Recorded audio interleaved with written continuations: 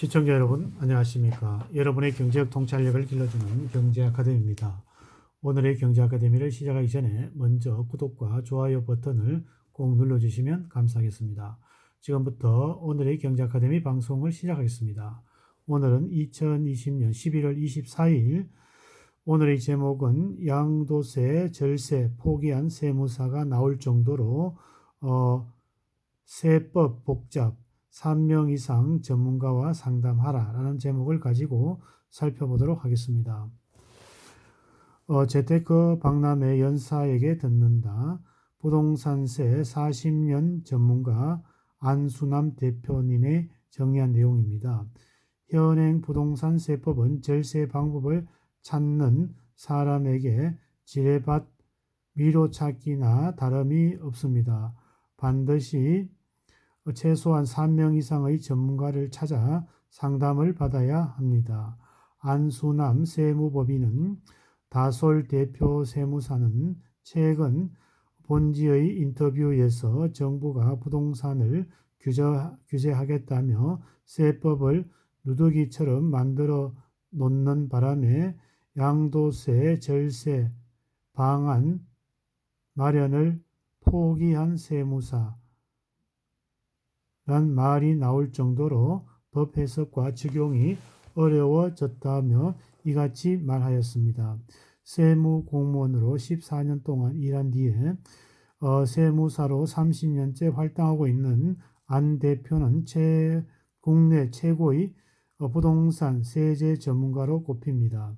2017년 8.2 부동산 대책 이후 그가 연단에 선 강연만 해도 200회가 넘습니다. 그는 다음 달 개최되는 2021 대한민국 재테크 박람회에서 세금 지뢰밭에 살아남아 돌아오라는 주제로 강의할 계획입니다. 종부세 절세는 필수, 양도세 비과세 요건도 꼼꼼히 따져야 정부는 2018년 2%였던 다주택자 종합부동산세 최고세율을 지난해 3.2% 올렸고 내년에는 6%까지 인상할 계획입니다. 양도소득세는 내년부터 대폭 강화됩니다.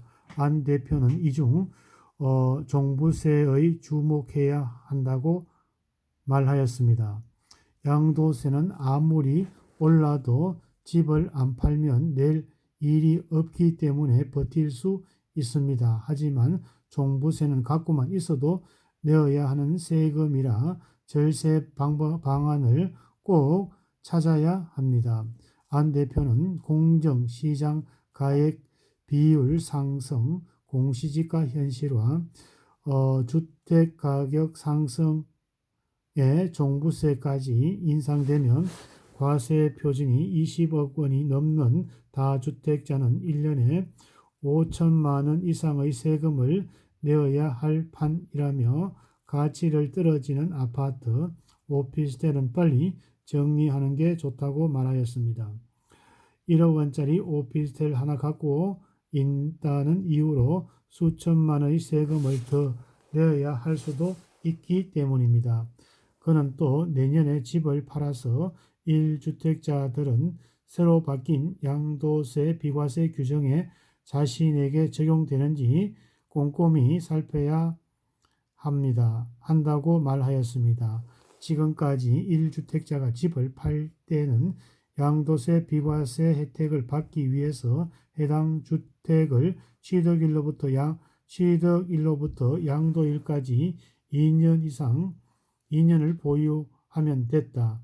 2주택자가 집을 한 채 팔아 1주택자가 된 경우라도 마찬가지였습니다. 하지만 내년부터 1주택자가 된 날로부터 양도일까지 2년을 보유해야 한다는 조건이 붙습니다.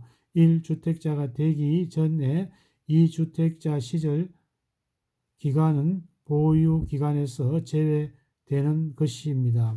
안 대표는 아파트 2채 중 1채를 아들에게 정리할 경우 또 두 채 중 한 채가 낡아서 멸실될 경우 나머지 한 채의 2년 보유 시점을 정여일, 멸실일로 볼 것이냐 아니면 취득일로 볼 것이냐를 두고 세무사마다 해석이 부분하다며 정부에서는 어떤 유권 해석도 내지 않고 있다며 법 시행 후 많은 혼란이 초래될 것이라고 전망하였습니다.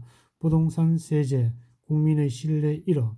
정부가 쏟아낸 부동산 정책 중 세제를 뜯어 고치는 것은 2018년 8위 대체부터 올해까지 80대체까지 5번입니다. 안 대표는 정부가 시장을 무시하고 조폭처럼 법을 뜯어 고치는 바람에 세제에 대한 국민의 신뢰가 바닥을 친 상태라며 정부의 다주택자 양도세 중과세 정책이 오히려 매물잠김 현상을 낳아 집값 상승을 부추겼다며 비판하였습니다.